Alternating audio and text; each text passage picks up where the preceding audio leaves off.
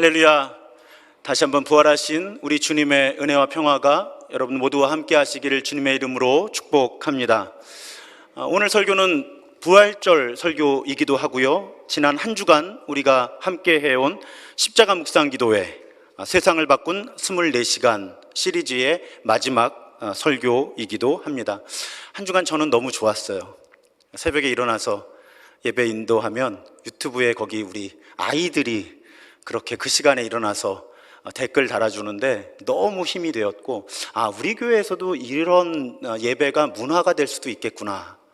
특별한 절기에 가족들이 모두 일찍 일어나서 예배당에 올 수 있는 분들은 올 수 있지만 그렇지 못한 분들도 이렇게 가정에서 함께 어린이부터 할머니 할아버지까지 함께 이렇게 예배할 수 있는, 그래서 굉장히 저에게는 그 자체만으로도 의미 있는 시간이었습니다. 이 십자가 묵상 기도회를 지나면서 여러분, 제가 매일 다른 그림도 보여드리고 성금요일에는 말씀 전한 다음에 그 십자가 위에서 예수가 남기신 7말씀 가상칠언을 가지고 이렇게 묵상할 때도 그림도 보여드리고, 그때 여러분 모르시는 분들 많았겠지만 제가 그날 소개하는 타이밍을 놓쳐서 결국 소개를 못했는데, 그날 여러분 들으신 그 음악은 하이든이 작곡한, 그러니까 또 뭔가 다른 것 같죠, 그렇죠? 그냥 들었는데 하이든이 작곡한 가상칠언 곡을 그 말씀에 맞추어서 저희가 틀어드린 거예요.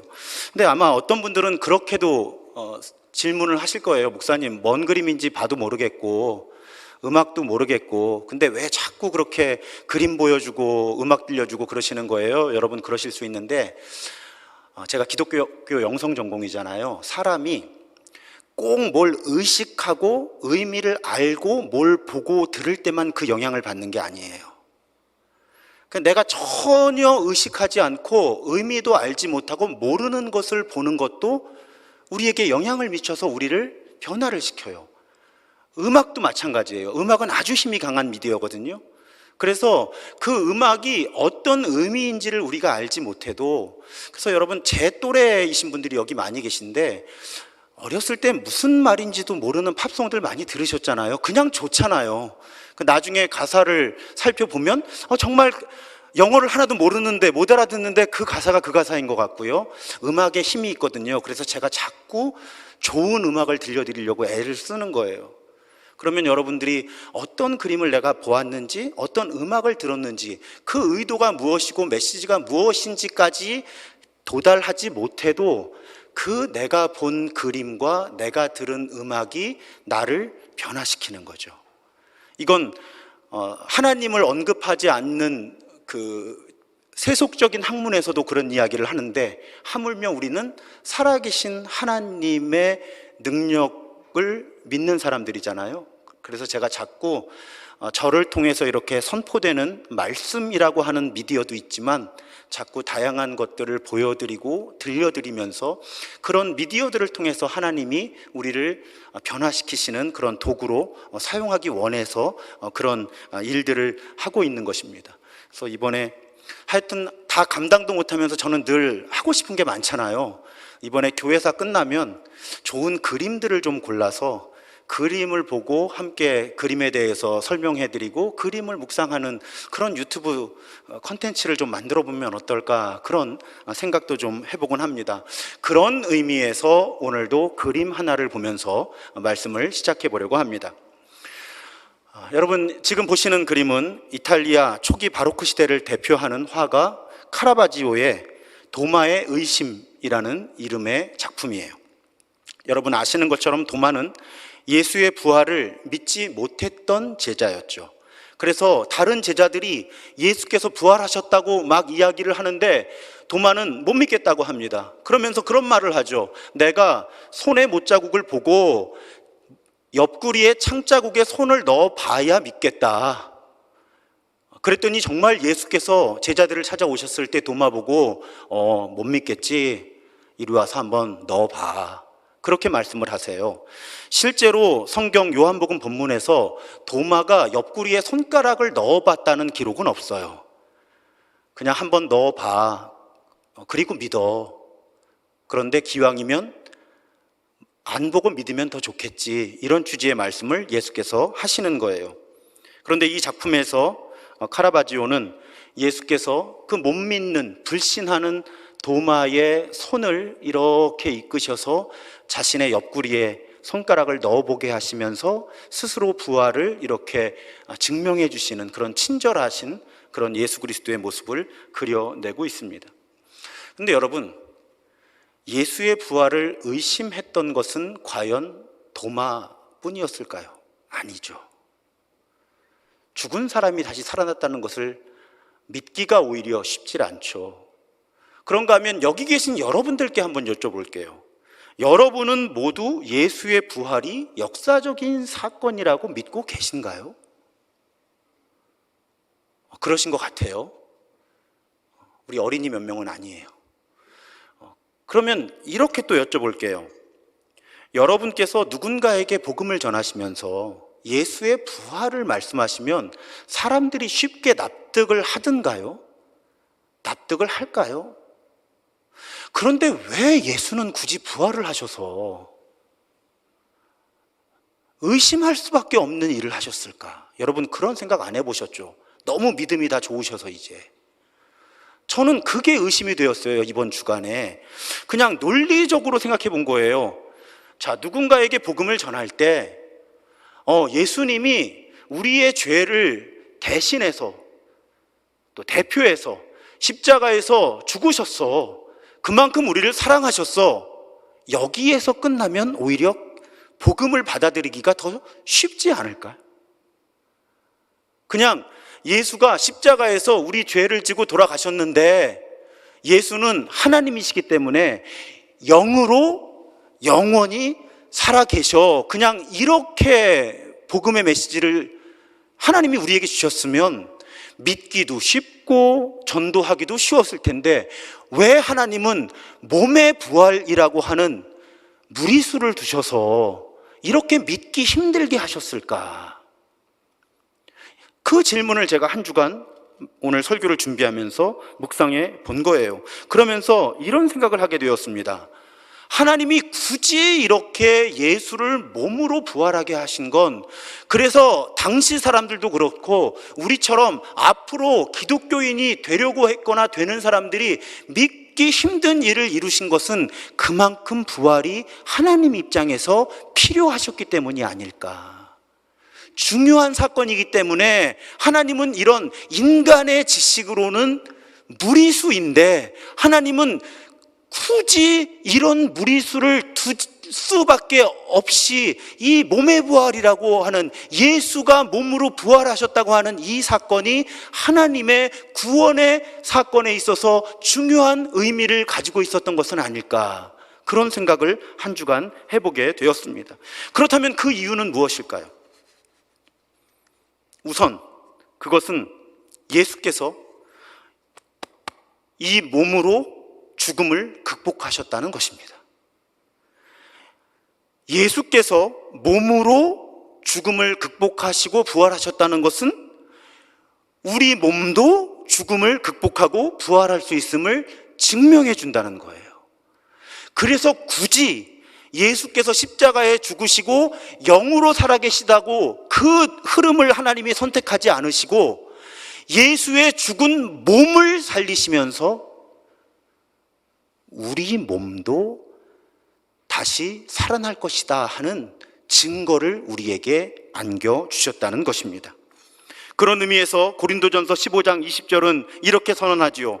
그러나 이제 그리스도께서 죽은 자 가운데서 다시 살아나사 잠자는 자들의 첫 열매가 되셨다. 여기서 잠자는 자들은 죽은 사람들을 의미합니다. 잠자는 자들의 첫 열매가 되셨다는 건 예수님께서 직접 증명해 보이셨다는 거예요. 사람도 누구나 몸으로 부활할 것이다. 그렇게 최종적이고 완전한 구원이 이루어질 것이다 하는 것을 예수께서 직접 자신의 몸으로 증명해 보이셨다고 하는 것입니다. 그렇게 보면 예수께서는 요한복음 11장에서 나사로의 죽음을 슬퍼하던 누이들에게 말씀하시죠. 나는 부활이요 생명이니 나를 믿는 자는 죽어도 살겠고 살아서 나를 믿는 자는 영원히 죽지 아니하리니 이것을 네가 믿느냐? 그리고 죽은 나사로를 다시 살려내신 예수께서는 결국 자신이 몸을 가진 존재로 부활하시면서 예수를 그리스도로 주님으로 고백하는 사람들은 살든 죽든 영원한 생명을 누릴 수 있음을 증명해 보이셨다는 것입니다. 그뿐 아니에요. 예수께서는 자신이 죽음을 극복하시고 통제하실 수 있는 분이라는 사실만 증명하신 것이 아니라 세상에 존재하는 모든 악을 정복하신 존재임을 부활을 통해 입증하셨다는 것입니다. 요한일서 3장 8절을 세 번역으로 읽어보면요, 죄를 짓는 사람은 악마에게 속해 있습니다.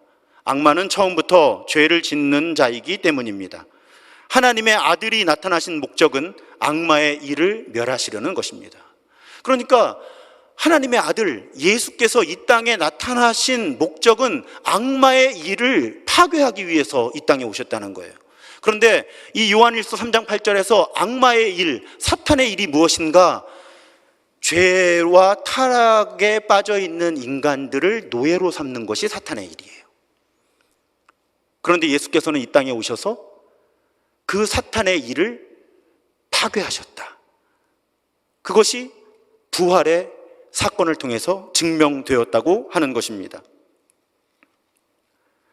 우리 로마서를 쭉 읽어왔기 때문에 이해가 쉬우실 거예요. 우리가 본래 그래서 타락한 상태였을 때는 사탄의 노예였는데 예수께서 십자가와 부활을 통해서 우리의 신분을 사탄의 노예에서 하나님의 양자, 양녀, 모든 상속권을 위임받은 사람들로 우리의 신분, 정체성을 바꾸어 주셨다. 이것이 우리가 로마서에서 살펴본 말씀이잖아요. 바로 그 일을 이루셨다는 것입니다. 이 개념을 히브리서 2장이 이렇게 밝히고 있어요. 14절과 15절을 세 번역으로 보겠습니다. 이 자녀들은 피와 살을 가진 사람들이기에 그도 역시 피와 살을 가지셨습니다. 자, 예수가 왜 몸을 가진 사람이 되었을까? 우리를 대표해서 우리의 죄를 책임을 져주시려면 우리랑 본질적으로 똑같은 존재가 되어 주셔야 하니까. 그래서 예수는 굳이 이 몸을 입고 세상에 오셨다. 참 인간으로 태어나셨다. 이것이 지난 성금요일 저녁에 우리가 살펴본 말씀이죠. 그런데 그것은 그가 죽음을 겪으시고서 죽음의 세력을 쥐고 있는 자, 곧 악마를 멸하시고 또 일생 동안 죽음의 공포 때문에 종로로 타는 사람들을 해방시키기 위함이었습니다. 그러니까 하나님이 몸을 가진 사람으로 오셔서 이 땅에서 하나님의 나라, 하나님의 통치를 새롭게 선포하시고 십자가의 희생이라고 하는 말도 안 되는 일을 스스로 선택하셔서 죽으셨고, 그리고 몸으로 부활하신 이 연속된 사건을 사탄은 감당할 수 없었다는 것입니다. 우리는 성경을 통해 하도 오랫동안 들어서 아무렇지도 않지만 이건 사탄의 통치 체계로서는 상상할 수 없는 일이었다는 거예요. 하나님이 사람이 되시는 것도 상상할 수 없었고, 그 사람이 가장 낮은 사람으로 오셔서 이 땅에 사랑과 섬김으로 이루어지는 하나님의 통치를 선포하신 것도 사탄이 감당할 수 없었는데, 십자가의 죽음이라는 길을 예수께서, 하나님께서 스스로 선택하셨고, 게다가 다시 이 몸을 입고 부활하셨다.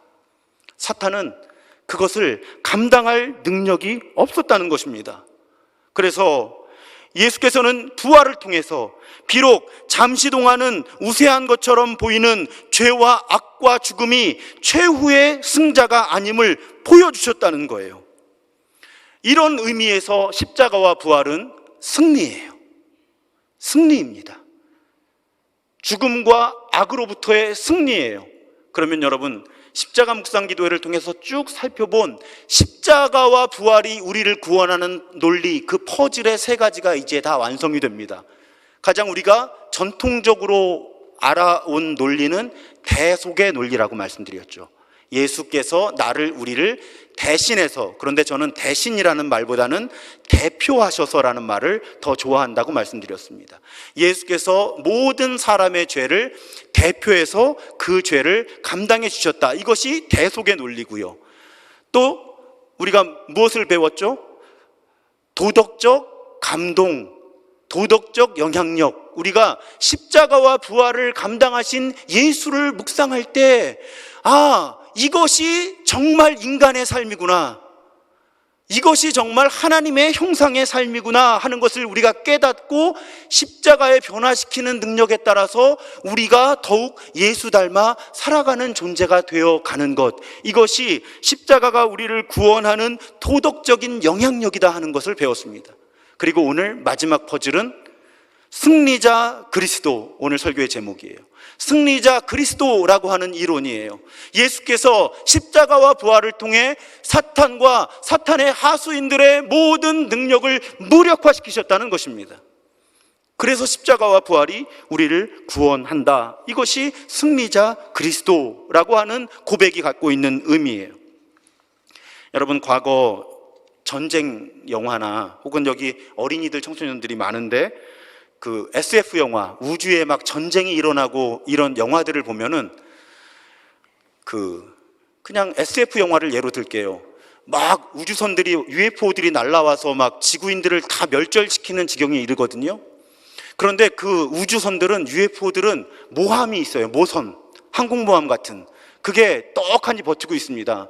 그러면 지구인들이 어떤 전략을 펼치는가 하면, 이 개별 전투는 상대가 안 되니까 용기 있는 사람이 그 모선에 침입을 해서 그 모선을 파괴를 해요. 막 바이러스를 집어넣기도 하고 핵폭탄을 터뜨리기도 하고. 그런데 그런 영화들에 보면 그 모선이 침몰을 하면요, 추락을 하면요, 이상하게 이 지구에 막 강하게 지배하던 그 UFO들이 막 무기력해져서 땅에 떨어지고요, 막 로봇들이 막 이렇게 공격하다가 이렇게 멈춰버리고요, 그런 일들이 일어납니다. 성경도 그런 논리를 말하는 거예요.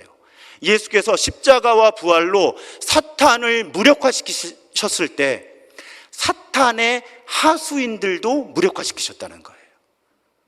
그럼 사탄의 하수인들이 누구냐? 여러분 잘 아시죠? 성경에 보면 사탄의 하수인들은 이 땅에서 하나님의 뜻이 이루어지는 것을 방해하는 권력들이에요.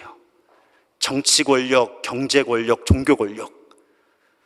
하나님의 뜻이 이 땅에 이루어지는 것을 방해하는, 그래서 예수가 그리스도이시고 주님이시라는 고백을 하지 못하게 하거나, 또 그렇게 고백하는 사람들을 그 고백에 합당한 사람들로 살아내지 못하게 하는, 그것이 사탄이 하는 일이고 사탄의 하수인들이 위임받은 역할이에요.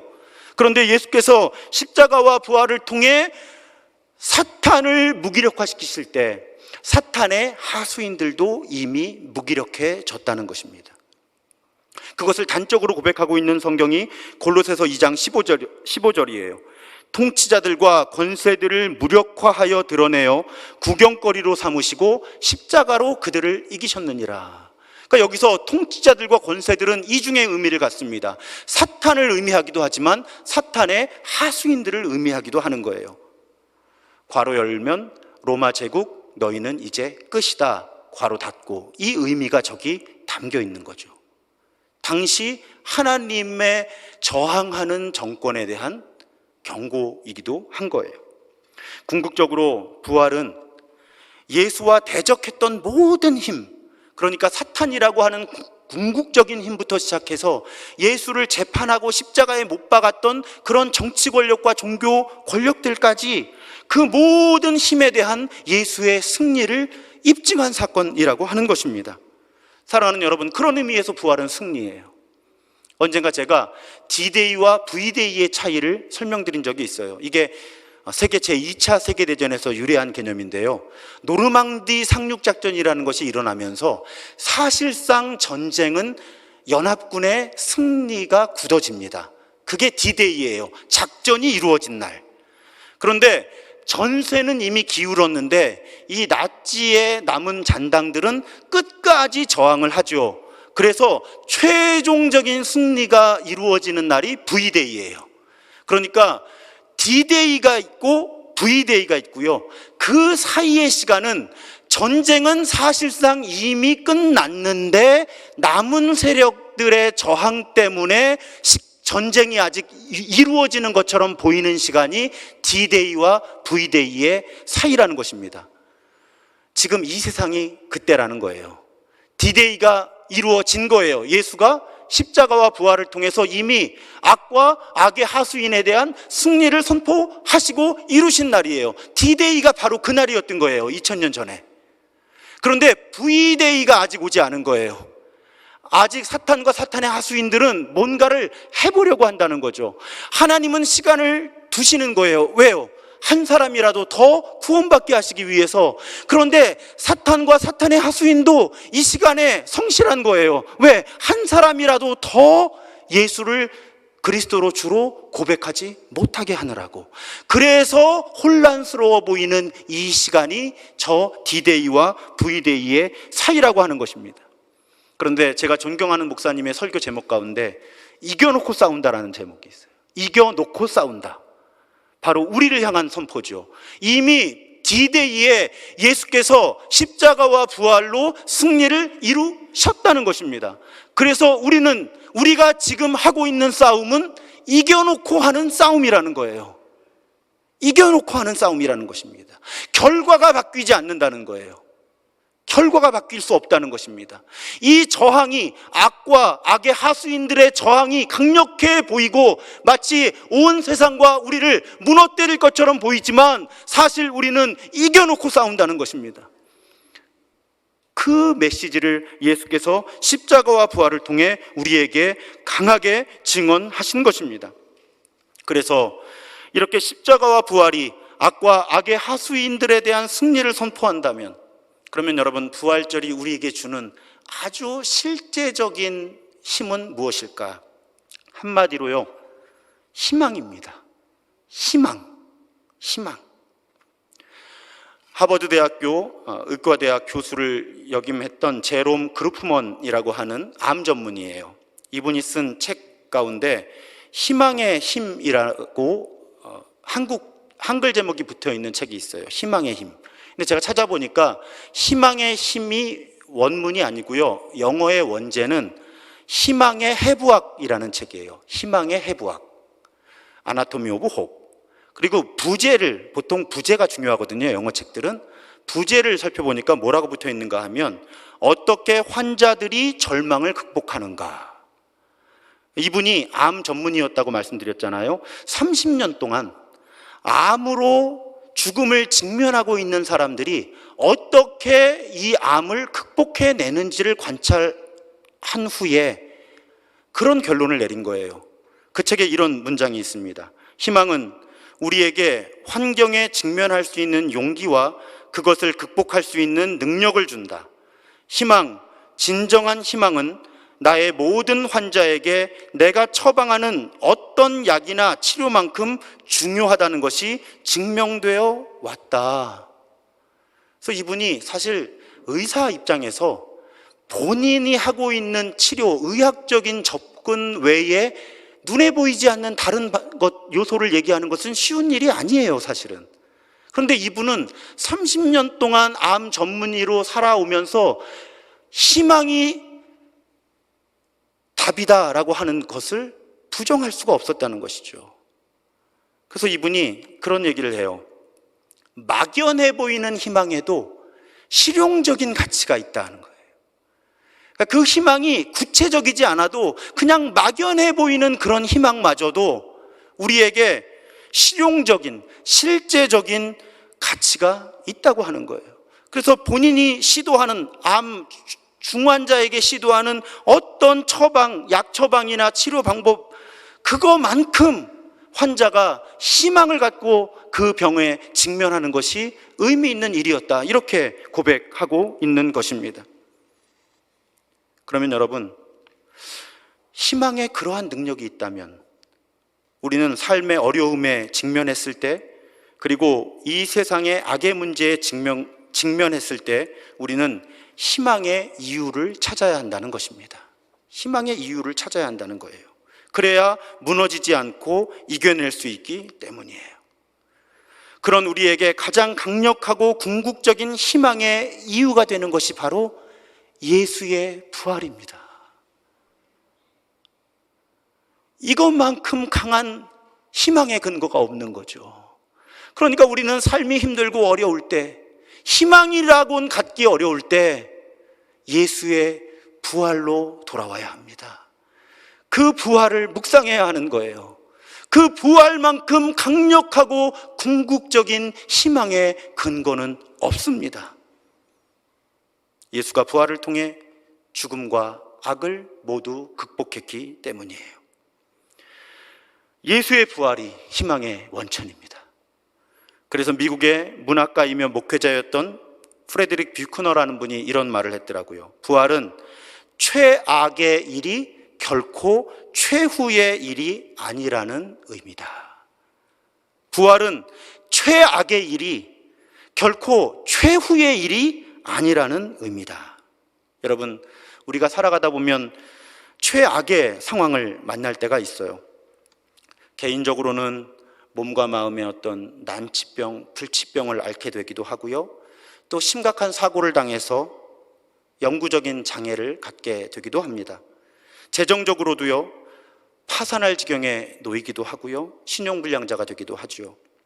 그런가 하면 신뢰했고 사랑했던 사람과의 관계가 망가지고 깨져서 돌이킬 수 없는 상처를 입기도 합니다.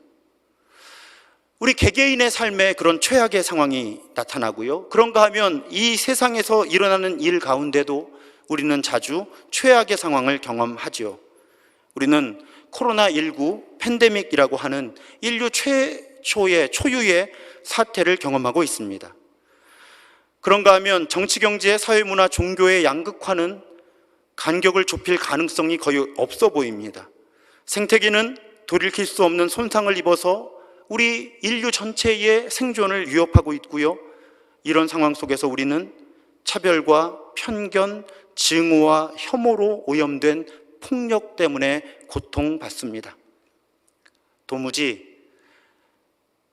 나를 봐도 평화가 희망이 없어 보이고 이 세상에도 희망이 없어 보이는 상황. 하지만 오늘 이 부활절에 우리는 이런 최악의 상황이 결코 최종적인 결론이 아님을 마음 다해 고백해야만 합니다. 예수께서 부활하셔서 죄와 악에 대한 승리를 선포하셨기 때문이죠. 그래서 최악으로 보이는 상황이 결코 최후의 결론은 될 수 없습니다. 우리는 우리의 몸으로 부활하는 최종적이고 완전한 구원을 경험하게 될 거예요. 그리고 이 세상에는 하나님께서 이루시는 새하늘과 새 땅이 회복될 것입니다. 그것이 성경의 약속이에요. 그래서 우리는 내 삶 속에 또 이 세상의 최악처럼 보이는 상황 속에서도 결코 이 상황이 최종적인 상황이 아님을 고백할 수 있습니다. 작년 연말에 인용했던 문구죠. 끝날 때까지 끝나는 게 아닌 거죠. 끝날 때까지 끝나는 게 아닌 겁니다. 하나님이 끝내시기 전까지는 또 끝나는 것이 아니에요. 제가 이 끝날 때까지 끝나는 것이 아니다라는 말과 함께 제가 좋아하는 말이 이 말이에요. 가장 좋은 것은 아직 오지 않았다. 여러분, 지금 혹시 내가 최악의 상황이라고 그렇게 느껴지는 분들 계시죠? 제가 오늘 이 문장으로 위로하고 싶습니다. 여러분 삶에 가장 좋은 것 아직 오지 않았어요. 지나간 과거, 좋았던 때 너무 그때 회상하시면서 속상해하지 마세요. 가장 좋은 건 아직 내 삶 속에 오지 않았어요. 하나님께서 이루실 거예요.